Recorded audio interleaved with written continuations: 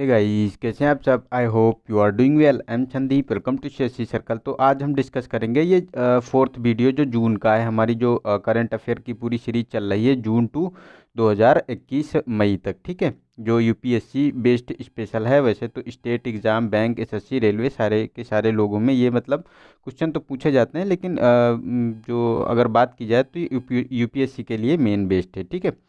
तो इसमें हम लोगों ने 3 वीडियो सॉल्व कर लिए थे, तो आज ये हम चौथा वीडियो यहाँ डिस्कस करेंगे, ठीक है। तो इसमें बहुत ही अच्छे क्वेश्चन हैं, तो आप लोगों को उसको आंसर को पहले मतलब बताना है, ठीक है, कमेंट बॉक्स में। उसके बाद उसका आंसर देखना है, ठीक है। तो इससे आपको पता चलेगा कि आप कहाँ स्टैंड करते हैं, और आपको मतलब कितनी और जो हम पढ़ चुके हैं करंट अफेयर उसको रिवीजन करने के लिए हमको मतलब हम कितनी चीज़ें भूल गए हैं, तो उनको कैसे रिवाइव कर पा रहे हैं, ठीक है। तो उनका भी आपको बेनिफिट मिलेगा। तो क्वेश्चन नंबर 1 है, इसमें कहा गया है कि पीएम केयर फंड के बारे में निम्नलिखित कथनों पर विचार कीजिए। और ये क्वेश्चन देखो आने के चांसेज हैं, पिछली बार भी आया था और इस बार भी आने के चांसेज हैं, क्योंकि 1 साल का करंट अफेयर पूछा जाता है और ये कोविड-19 के लिए लॉन्च किया गया था। तो इस पे क्वेश्चन तो बनेगा ही बनेगा, तो ऐसे टॉपिक तो हमको तैयार कर ही लेने चाहिए, ठीक है। तो फर्स्ट स्टेटमेंट है कि पीएम केयर फंड को एफसीआरए एक्ट के अंतर्गत छूट प्राप्त नहीं है, अतः इसके अंतर्गत विदेशी दान प्राप्त नहीं किया जा सकता, ठीक है। सेकेंड है कि पीएम केयर फंड में किए जाने वाला दान को कंपनी अधिनियम 2013 के तहत सामाजिक कारपोरेट सामाजिक उत्तरदायित्व सीएसआर माना जाएगा, ठीक है। और थर्ड है कि यह आरटीआई अधिनियम के दायरे से बाहर है। तो देखो ये थर्ड वाला स्टेटमेंट तो सही है, ये आरटीआई के दायरे के बाहर है। और सेकेंड वाला भी सही है, क्योंकि इसमें जो ये 2013 का जो ये सीएसआर एक्ट है, इसके अंतर्गत इसको छूट प्राप्त है। अगर इसको दान हम पीएम केयर फंड में करते हैं तो वो किसी कंपनी का सीएसआर हो जाएगा, ठीक है। लेकिन ये जो कहा गया है कि एफसीएआरए जो ये विदेशी हमारा विदेशी दान एक्ट है, ठीक है, उसमें छूट प्राप्त नहीं है, तो ये गलत है, इसमें भी छूट प्राप्त है। और हम जो इसके द्वारा जो इसमें क्या किया जा सकता है कि ये विदेशी दान भी प्राप्त किया जा सकता है, ठीक है। तो ये हमारा फर्स्ट वाला स्टेटमेंट गलत हो गया, तो हमारा 2 और 3 स्टेटमेंट सही है, तो सी वाला ऑप्शन हमारा सही हो जाता है, ठीक है। चलते हैं नेक्स्ट क्वेश्चन पे। तो नेक्स्ट है तो उसी के बारे में जो मैंने बताया। और ये देखो ये इनकम टैक्स फ्री भी है, जो जो पीएम केयर फंड है, ये 80G सेक्शन के अंतर्गत जो है आयकर राहत कानून सेक्शन 80G के अंतर्गत इसमें जो है 100% छूट प्राप्त है इनकम टैक्स से, ठीक है। और जो ये पीएम केयर फंड है जो ये अभी बनाया गया था, ठीक है, तो प्रधानमंत्री राहत कोष के अलग मतलब एक ये कोविड-19 को के जो फंड के लिए जो पैसे की ज़रूरत थी उसको जुटाने के लिए अलग से एक फंड बनाया गया था, ठीक है। और ये आरटीआई से बाहर है, सीएसआर के अंतर्गत भी आता है, ठीक है। और आरटीआई की जो आरटीआई एक्ट है 2005 का, इसकी धारा एच जो है इसके अंतर्गत ये पब्लिक अथॉरिटी के अंतर्गत नहीं है, ठीक है। तो बहुत ज़्यादा न्यूज में रहा था, तो इसके बारे में आप लोगों को याद रखना है। नेक्स्ट है हमारा क्वेश्चन नंबर 2। इसमें कहा गया है कि वन धन योजना के बारे में निम्नलिखित कथनों पर विचार कीजिए। तो फर्स्ट है कि वन धन योजना पूर्वोत्तर क्षेत्र विकास मंत्रालय और ट्राइफेड की एक पहल है, ठीक है। और सेकेंड है कि इसका उद्देश्य जनजाति उत्पादों के मूल्य वर्धन के माध्यम से जनजातीय समुदायों की आय में सुधार करना है। और थर्ड है कि जनजातीय उत्पादों का एकत्रीकरण स्वयं सहायता समूह यानी SHGs द्वारा किया जाएगा, ठीक है, सेल्फ हेल्प ग्रुप के द्वारा किया जाएगा। तो देखो थर्ड वाला स्टेटमेंट भी सही है, और हमारा आपको देखने को मिलेगा सेकेंड भी सही है, क्योंकि ये जो इसका उद्देश्य है जनजातीय उत्पादों के मूल्य वर्धन के माध्यम से जनजातीय समुदायों की आय को बढ़ाना है, ठीक है। तो ये दोनों सही है, लेकिन ये जो कहा गया है कि ये पूर्वोत्तर क्षेत्र विकास मंत्रालय द्वारा चालू किया गया, तो ये गलत है। ये ट्राइफेड और जनजातीय मंत्रालय की एक पहल है, ठीक है। तो ये हमारा गलत हो गया फर्स्ट वाला स्टेटमेंट, तो हमारा सेकेंड और थर्ड सही है, तो बी वाला ऑप्शन हमारा इसका सही हो जाता है, ठीक है। चलते हैं। तो इसमें यही जो 18,000 स्वयं सहायता समूहों के से 50,000 वन सेल्फ हेल्प ग्रुप तक पीएम वन धन योजना का विस्तार करने का प्रस्ताव किया गया है, ठीक है। ये जनजातीय मंत्रालय द्वारा ये मसौदा ये मौजूदा बात की गई है, ठीक है। और इसमें ये जनजातीय मंत्रालय और ट्राइफेड दोनों साथ में मिलकर कार्य करेंगे, इनकी ये पहल है, ठीक है। और इसको लॉन्च जो किया गया था 2018 में किया गया था, 14 अप्रैल 2018 में ये स्कीम लॉन्च की गई थी, ठीक है। तो इसके बारे में, और ये जो नोडल एजेंसी होगी वो ट्राइफेड होगी, इसकी जो मतलब मेन इसको जो इम्प्लीमेंट करेगी, ठीक है। और वन धन समूह की बात करें तो इसमें देखो मिनिमम मैक्सिमम जो है लगभग आपको देखने को मिलेंगे 30 सदस्य होते हैं जिनका एकत्रीकरण किया जाएगा, और उपलब्ध मतलब वन धन योजना के आधार पर स्मॉल कटिंग और सेंसिंग टूल, डेकाशीरेटर, डायर और पैकेजिंग टूल आदि उपकरण जो होंगे उसको जो है प्राथमिक मूल्यवर्धन किया जाएगा इनका, ठीक है। तो इनके बारे में याद रखना है आपको, ठीक है। तो ये इम्पोर्टेंट चीज़ें हैं। नेक्स्ट है हमारा क्वेश्चन नंबर 3। इसमें कहा गया कि हाल ही में सरकार ने तापीय विद्युत संयंत्र को आपूर्ति किए जाने वाले कोयले की अनिवार्य धुलाई को समाप्त करने हेतु पर्यावरण संरक्षण अधिनियम में संशोधन किया है। इस संदर्भ में धुले हुए कोयले के उपयोग करने से निम्नलिखित में से क्या लाभ होते हैं?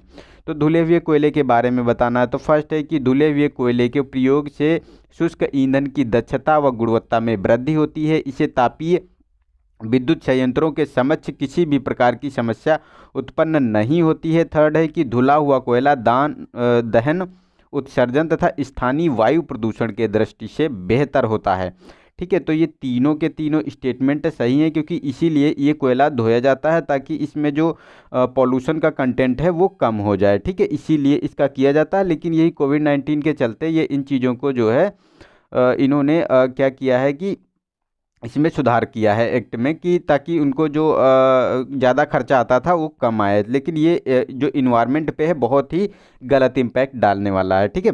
तो हमारा ये तीनों के तीनों स्टेटमेंट सही है, तो हमारा सही हो जाएगा डी ऑप्शन, ठीक है। इसका डी ऑप्शन हमारा सही हो जाएगा। चलते हैं नेक्स्ट क्वेश्चन पे। तो नेक्स्ट है हमारा क्वेश्चन नंबर 4। इसमें कहा गया कि अंतर्राष्ट्रीय परमाणु ऊर्जा एजेंसी IAEA के बारे में निम्नलिखित कथनों पर विचार कीजिए। तो फर्स्ट है कि अंतर्राष्ट्रीय परमाणु ऊर्जा एजेंसी एक अंतर्राष्ट्रीय संगठन है जिसका कार्य परमाणु ऊर्जा के उपयोग पर प्रतिबंध लगाना और परमाणु हथियारों सहित किसी भी सैन्य उद्देश्य के लिए इसके उपयोग को रोकना है, ठीक है। और सेकंड है कि IAEA की स्थापना संयुक्त राष्ट्र संधि के माध्यम से की गई है। और थर्ड है कि IAEA संयुक्त राष्ट्र महासभा और सुरक्षा परिषद दोनों के समक्ष अपनी रिपोर्ट प्रस्तुत करती है। तो अगर इसमें बात की जाए तो देखो थर्ड वाला स्टेटमेंट तो इसमें सही है, क्योंकि जो ये अंतर्राष्ट्रीय परमाणु ऊर्जा एजेंसी है ये आपको देखने को मिलेगा संयुक्त राष्ट्र महासभा और सुरक्षा परिषद दोनों के समक्ष अपनी मतलब रिपोर्ट प्रस्तुत करती है। लेकिन अगर बात की जाए कि ये सांविधिक के माध्यम से है तो ये गलत है। इसका ये सेकेंड वाला भी गलत है और फर्स्ट वाला भी गलत है, क्योंकि ये परमाणु हथियारों का उपयोग पे प्रतिबंध नहीं लगाता है। हाँ, लेकिन परमाणु हथियारों के जो सैन्य जो आपको देखने को मिलेंगे जो सैनिक गतिविधियों में यूज किया जाता है परमाणु, उस पर प्रतिबंध लगाता है केवल। तो ये हमारा स्टेटमेंट ये भी गलत हो गया। तो हमारा ऑप्शन सही है इसमें, केवल बी ऑप्शन सही है, केवल थर्ड स्टेटमेंट, ठीक है। तो ये अंतर्राष्ट्रीय एनर्जी जो ये आपको बात करेगी कि ये शांतिपूर्ण ऊर्जा के उपयोग को बढ़ावा देता है, कि अगर आप परमाणु ऊर्जा को शांतिपूर्वक अगर यूज कर रहे हैं तो उससे कोई दिक्कत नहीं, लेकिन हथियारों सहित किसी भी सैन्य जो उद्देश्य के लिए इसका उपयोग रोकना होता है, ठीक है। इसका मेन मकसद है, ठीक है। और इसकी स्थापना ये जो संगठन था IAEA, तो इसकी स्थापना 29 जुलाई 1957 में की गई थी। ये एक स्वायत्त संगठन के रूप में कार्य करता है, ना कि जो UN की सहायक बॉडी है, ठीक है। तो ये इसके बारे में आप लोग देख सकते हैं। नेक्स्ट है हमारा क्वेश्चन नंबर 5। इसमें कहा गया है कि राष्ट्रीय ध्रुवीय एवं समुद्री अनुसंधान केंद्र के बारे में निम्नलिखित कथनों पर विचार कीजिए। मतलब national centre for polar and ocean research यानी NCPOR के बारे में बताना है। तो फर्स्ट स्टेटमेंट है हमारा कि NCPOR ने हिमालय में हिमांश नामक उच्च ऊंचाई वाला एक अनुसंधान केंद्र स्थापित किया है। सेकेंड है कि NCPOR पृथ्वी विज्ञान मंत्रालय के तहत कार्यरत है। और थर्ड है कि हमारा NCPOR को अंटार्कटिक क्षेत्र और अंटार्कटिका महाद्वीप में अनुसंधान कार्य करने की अनुमति नहीं देता है। तो ये देखो थर्ड गलत है, ये भी उसकी अनुमति देता है, तो ये गलत हो गया हमारा स्टेटमेंट, ठीक है। लेकिन ये हमारा आपको देखने को मिलेगा पृथ्वी मंत्रालय के अंतर्गत काम करता है, ठीक है, मिनिस्ट्री ऑफ अर्थ साइंस, ठीक है। और ये जो आपको देखने को मिलेगा हिमांश, ये सबसे ऊंचाई वाला एक अनुसंधान केंद्र है जिसे हिमाचल प्रदेश की लाहौल स्पीति घाटी में स्थापित किया गया है। तो ये हमारा दोनों स्टेटमेंट सही हो गए, फर्स्ट एंड सेकेंड, तो इसका ऑप्शन सी हमारा सही हो जाता है। ठीक है, तो उसके बारे में ये मतलब 4000 मीटर की ऊंचाई पर ये स्थापित किया गया है चंद्र बेसिन, जो आपको लाहौल स्पीति हिमाचल प्रदेश में देखने को मिलेगा। ठीक है, तो हिमांश नाम का ये है, और ये अंटार्कटिका और के दोनों क्षेत्रों में अनुसंधान कार्य किया जाता है इसके द्वारा। ठीक है, 6 क्वेश्चन नंबर है, इसमें कहा गया कि लोनार झील के बारे में निम्नलिखित कथनों पर विचार कीजिए। तो फर्स्ट है, लोनार झील का निर्माण पृथ्वी के साथ क्षुद्र ग्रह के टकराने से हुआ है। ठीक है, और सेकेंड है कि लोनार पृथ्वी पर बेसाल्ट पर निर्मित फ्रेश इम्पैक्ट स्ट्रक्चर, जिससे यह चंद्रमा की सतह पर मौजूद इम्पैक्ट क्रेटर के समरूप प्रतीत होता है। और थर्ड है कि यह अधिसूचित राष्ट्रीय भू विरासत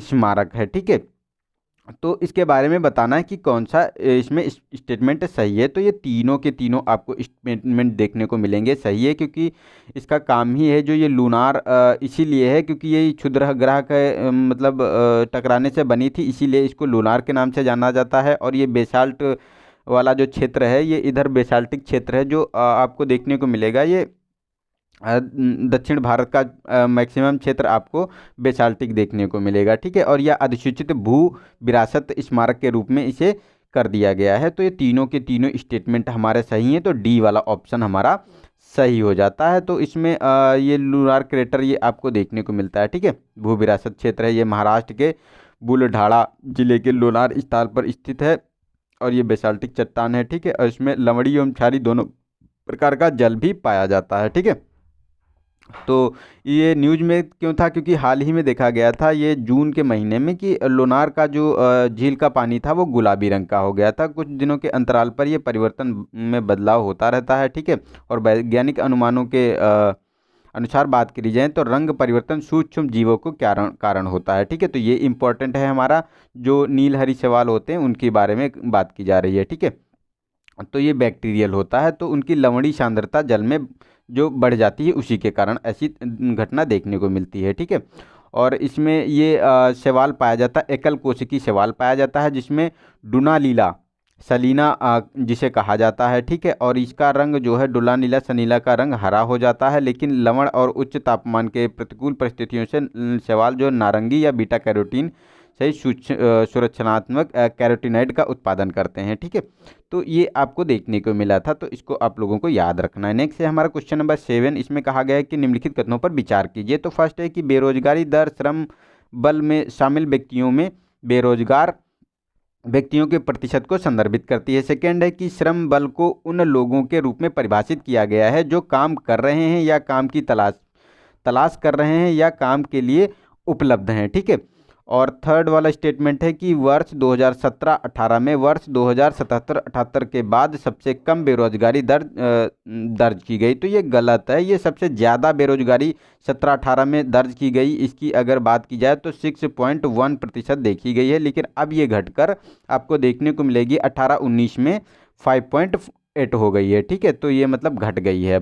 तो ये बहुत ही बड़ा स्तर आपको देखने को मिला था जो अभी सर्वे निकल कर आया। ठीक है, और ये सेकेंड वाला स्टेटमेंट सही है, फर्स्ट वाला भी सही है। ठीक है, क्योंकि बेरोजगार व्यक्तियों के प्रतिशत को संदर्भित करता है श्रम बल में जो व्यक्तियों में बेरोजगार व्यक्ति होते हैं, और श्रम बल को उन लोगों के रूप में परिभाषित किया जाता है जो कि काम कर रहे हैं या काम की तलाश में हैं या काम के लिए उपलब्ध हैं, तो उनको श्रम बल के अंतर्गत परिभाषित किया जाता है। तो हमारा फर्स्ट एंड सेकेंड स्टेटमेंट सही हो गया, तो बी वाला ऑप्शन हमारा सही हो जाता है। ठीक है, तो ये सांख्यिकी एवं कार्यान्वयन मंत्रालय यानी ministry of statistics and programme implementation द्वारा ये आवधिक श्रम बल सर्वेक्षण कराया गया था। ठीक है, तो उसी के बारे में है, तो ये बहुत ज़्यादा निकल कर आई थी ये वाली। ठीक है, और ये श्रम बल भागीदारी में अगर 17-18 में बात करें तो ये 36.9 से बढ़कर 18-19 में 37.5 हो गया है। तो ये मतलब बढ़ गया है इधर, लेकिन वो जो बेरोजगारी दर है वो घटी है। ठीक है, और ये आपको डाटा थोड़ा सा याद रखना है कि महिलाओं के बारे में भी ये मतलब पूछ लिया जाता है कि कभी कभी कि कितने किसकी ज़्यादा घटी है। ये तो एग्जैक्ट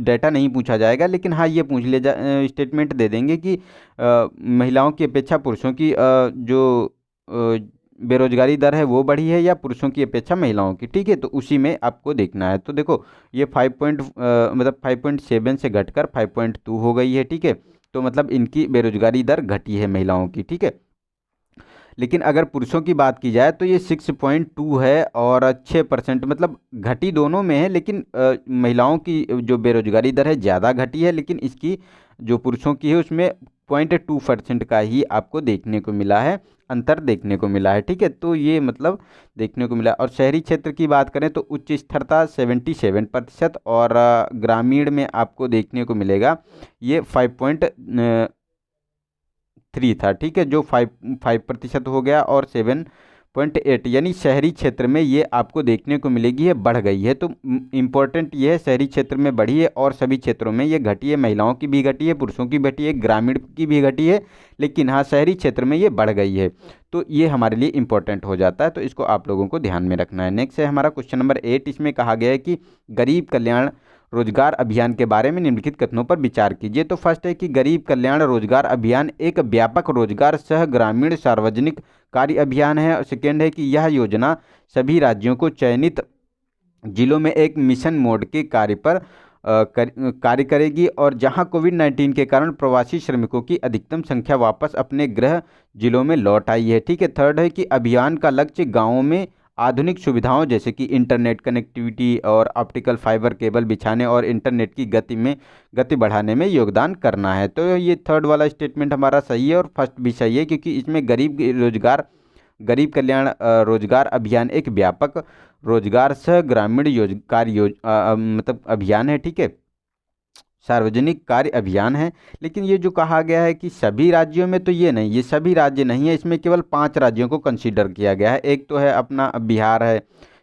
है, यूपी है, राजस्थान है, ठीक है, और झारखंड है, उड़ीसा। ये 5 राज्यों को उनके जो जहाँ पे बहुत ज़्यादा लोग ग्रामीण वापस आए हैं वहाँ पे, और साथ ही साथ जो मतलब बहुत पिछड़े हैं, आकांक्षी जिले हैं, उनको इसमें सिलेक्ट किया गया है। ठीक है, तो ये हमारा जो है सेकेंड वाला स्टेटमेंट गलत हो गया, फर्स्ट एंड थर्ड सही है, तो हमारा बी वाला ऑप्शन सही हो जाता है। ठीक है, तो इसमें कहा गया है कि जो ये प्रधानमंत्री गरीब कल्याण योजना जो कोविड-19 महामारी के बाद जो गांव में लौटे वापस कामगारों के लिए ये चलाया गया है, आजीविका मिशन है। ठीक है, तो ये श्रमिकों के लिए बहुत ही इम्पोर्टेंट है, जो उनके जीवन कौशल को मतलब अपने लाइफ स्टाइल को जीने के लिए एक दिशा देगा। ठीक है, और ये 125 दिन का अभियान मिशन मोड के रूप में कार्य करेगा, और 25 श्रेणियों में गतिविधियों को कार्यान्वयन पर ध्यान केंद्रित किया जाएगा। और इस अभियान के दौरान सार्वजनिक कार्यों के लिए 50,000 करोड़ रुपए का संसाधन निर्धारित किए गए हैं। ठीक है, तो इसमें जो सभी प्रवासी कामगारों को गरीब कल्याण रोजगार अभियान में काम मिलेगा, और इनके बारे में ये बात की जाएगी। ठीक है, और इसमें ये देखो 5 राज्यों को कंसीडर किया गया है, बिहार, उत्तर प्रदेश, एमपी, राजस्थान, झारखंड और उड़ीसा। ठीक है, 6 राज्य हैं, और ये 25,000 से अधिक प्रवासी कामगारों के साथ कुल 116 जिलों को चुना गया है, जिसमें 27 आकांक्षी जिले हैं। ठीक है, और ये 25 योजनाओं का एकीकृत किया जाएगा। इसमें 25 जो योजनाएं हैं उनको मिला दिया जाएगा, और ये सारे विभाग हैं जिनके द्वारा इसका इम्प्लीमेंटेशन किया जाएगा, मतलब इनका संयुक्त इसका सहयोग होगा सभी का। ठीक है, तो इसके बारे में आप लोगों को ध्यान रखना है। ठीक है, नेक्स्ट है क्वेश्चन नंबर 9। तो इसमें कहा गया है कि क्वेश्चन नंबर 9 में इसमें कहा गया कि निम्नलिखित में से कौन सा पहला वन्यजीव अभ्यारण्य है जिसमें मुख्य प्रजाति के रूप में गोल्डन लंगूर पाया गया है। ठीक है, तो ए ऑप्शन है कि सिपाही जला वन्यजीव अभ्यारण्य, बी है कि गुमटी वन्यजीव अभ्यारण्य, सी है चक्रशिला वन्यजीव अभ्यारण्य, और पोवितोरा वन्यजीव अभ्यारण्य। तो इसमें देखो सी वाला ऑप्शन है, ये आपको देखने को मिलेगा, चक्रशिला वन्यजीव अभ्यारण्य है, यहाँ पे आपको देखने को मिला है। और ये देखो ये न्यूज़ में रहती हैं, ये जो ऐसी वन्यजीव अभ्यारण्य है या फिर उद्यान हो गए, ठीक है, या टाइगर रिजर्व हो गए, तो इनको ऐसे बहुत फ्रिक्वेंटली आंसर पूछ लिए जाते हैं, क्योंकि ये एक तो नॉर्थ ईस्ट का है, ये असम राज्य की बात की जा रही है इसमें। ठीक है, असम और भूटान की ये तलछटी में आपको देखने को मिलेगा, यहाँ 600 लंगूर पाए जाते हैं। ठीक है, तो इनके बारे में ये बात की जा रही है। तो ये भारत का पहला भी है, तो बहुत इंपॉर्टेंट हो गया इसका, कुछ भी इसका स्टेटमेंट देके पूछ सकते हैं। ठीक है, कि कहाँ पे ये स्थित है और क्यों न्यूज़ में था, तो इन चीज़ों के बारे में पूछ लिया जाता है। यूपीएससी बहुत जल्दी पूछती है ऐसे क्वेश्चन। ठीक है, तो आज का लास्ट क्वेश्चन, तो इसमें कहा गया कि निम्नलिखित कथनों पर विचार कीजिए। तो फर्स्ट है कि पश्चिमी घाट में अधिकतम संख्या में देशज रूप में आर्किड फूलों की प्रजातियां पाई जाती हैं, और सेकेंड है कि भारतीय वनस्पति सर्वेक्षण द्वारा भारत में आर्किड फूलों की संख्या की गणना की जाती है और जंगली आर्किड फूलों का विश्व व्यापार स्तर पर प्रतिबंधित है। तो ये थर्ड स्टेटमेंट सही है, क्योंकि ये जो जंगली फूलों का विश्व व्यापार स्तर पर इसे प्रतिबंधित कर रखा है, ठीक है। और सेकेंड भी सही है, क्योंकि भारतीय वनस्पति सर्वेक्षण द्वारा इसका जो है सर्वेक्षण कराया गया है, जो ये पहला सर्वेक्षण कराया गया है आर्किड फूलों का। तो ये बहुत इंपॉर्टेंट ये भी हमारे लिए हो जाता है। और नॉर्थ ईस्ट का है तो फिर अगेन ये आपको इम्पोर्टेंट देखने को मिलेगा, ठीक है। लेकिन ये जो कहा गया है कि जिसकी जो आर्किड की ये अधिकतम जो प्रजातियां पश्चिमी घाट में है, तो ये गलत है। ये पश्चिमी घाट में नहीं, ये हिमालयी रीजन में नॉर्थ ईस्ट वाले क्षेत्र में देखने को मिलेंगी, ठीक है। तो ये हमारा गलत हो जाता है। तो हमारा 2 और 3 स्टेटमेंट सही है, तो डी वाला ऑप्शन हमारा इसमें सही हो जाता है। और इसमें ये आपको देखने को मिलेगा। तो ये भारतीय वनस्पति संरक्षण बोटेनिकल सर्वे ऑफ इंडिया ने आर्किड फूलों का पहली बार अपनी रिपोर्ट में इसको जारी किया है, इसकी रिपोर्ट सर्वेक्षण की, ठीक है। तो ये इंपॉर्टेंट है और इसमें आपको 12,1256 आर्किड प्रजातियां मौजूद हैं जो इंडिया में हैं, ठीक है। और हिमाचल प्रदेश में 612 प्रजातियां हैं और आपको पश्चिम बंगाल के दार्जिलिंग वाले क्षेत्र में आपको देखने को मिलेंगी 560, ठीक है। और ये बंगाल के दार्जिलिंग वाले क्षेत्र में 447 और ये पश्चिमी घाट में आपको देखने को मिलेगी कि सुंदर प्रजातियों की स्पॉट है। और इसमें आर्किड फूलों के वातावरण में ज्ञात हिमालय ने देश के पूर्वोत्तर पश्चिमी घाट एवं सुंदरी पौधों की प्रजातियों के हॉटस्पॉट को हैं, ठीक है। और पूर्वोत्तर में ये देखने को मिलेगा बहुत ज़्यादा हैं और पश्चिमी घाट में केवल एक ही प्रजाति पाई जाती है, ठीक है। तो ये इसलिए इम्पोर्टेंट हो जाता है। और वैसे तो अगर बात करें तो 10 जो भौगोलिक क्षेत्र हैं, जो बायो जियोग्राफिकल जोन हैं, उसमें हिमालयी क्षेत्र आर्किड प्रजातियों के मामले में सबसे समृद्ध है, ठीक है। और पूर्वोत्तर और पश्चिमी घाट, दक्कन का पठार, अंडमान निकोबार। तो ऐसे भी ये मतलब एक पूछ लेंगे कि केवल क्या सॉरी, ऐसे पूछ लेंगे कि क्या केवल जो मतलब हिमालयी क्षेत्र में है या फिर पूर्वी घाट में है या पश्चिमी घाट में है या अंडमान निकोबार में ये पाए जाते हैं या नहीं पाए जाते, दक्कन के क्षेत्र में है कि नहीं है। तो ऐसा स्टेटमेंट करके बहुत जल्दी पूछे जाते हैं, ठीक है। और जो ये मोस्ट इम्पोर्टेंट बात यह है कि संपूर्ण आर्किड परिवार साइट्स की जो conservation on international trade and endangered species of wild life fauna and flora के परिशिष्ट सेकेंड में इंक्लूड है, ठीक है। तो ये भी हमारे लिए इम्पोर्टेंट है, ठीक है।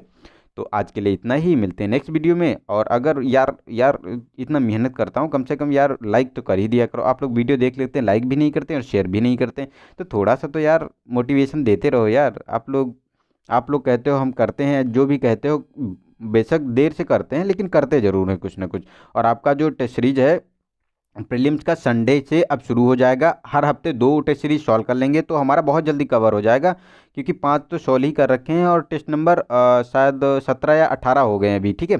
तो उनको हम बहुत जल्दी अपना जनवरी तक कवर कर लेंगे। जनवरी फरवरी तक तो कंपलसरी कवर ही हो जाएंगे, ठीक है। तो उसके लिए आप लोग निश्चिंत रहिए, आपको सारी की सारी वीडियो मिल जाएंगी, एग्ज़ाम से बहुत पहले मिल जाएंगी। पहले तो हम लोगों ने जून में बताओ जून में स्टार्ट किया था, जुलाई में शायद मैंने स्टार्ट किया था, तब तो मैंने सारी करा दी थी। तो अब तो इस बार तो बहुत जल्दी है, तो आप लोग परेशान मत होइए, मैं करा दूंगा। आप लोग जो कमेंट करते हैं बेशक मैं वहाँ पे आंसर नहीं दे पाता हूँ, आप लोगों का अलग मतलब किसी का रिप्लाई नहीं कर पाता हूँ बहुत ज़्यादा, लेकिन हाँ उन जो भी आप लोग कमेंट बॉक्स में कमेंट करते हैं मैं सारा का सारा पढ़ता हूँ, उसका बाद में वीडियो में बता देता हूँ सल्यूशन, ठीक है।